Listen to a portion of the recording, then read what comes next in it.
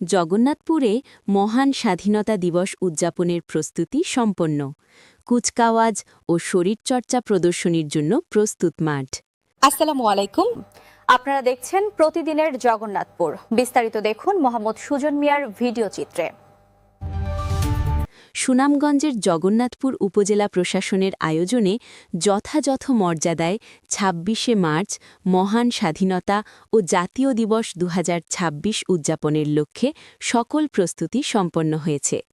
দিবসের অন্যতম আকর্ষণ কুচকাওয়াজ ও শারীরিক কসরত প্রদর্শনীর জন্য স্থানীয় খেলার মাঠকে বর্ণিল সাজে সজ্জিত ও প্রস্তুত করা হয়েছে। উপজেলা প্রশাসনের সরাসরি তত্ত্বাবধানে আজ ভোরে সূর্যোদয়ের সাথে সাথে তোপধ্বনির মাধ্যমে দিবসের কর্মসূচির সূচনা হবে।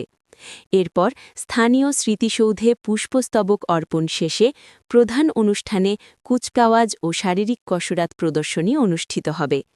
জানা গেছে, কুচকাওয়াজ অনুষ্ঠানে police, Ansar VDP, fire service ও সিভিল ডিফেন্স এবং উপজেলার বিভিন্ন স্কুল কলেজের ছাত্রছাত্রী ও স্কাউট সদস্যরা অংশগ্রহণ করবেন।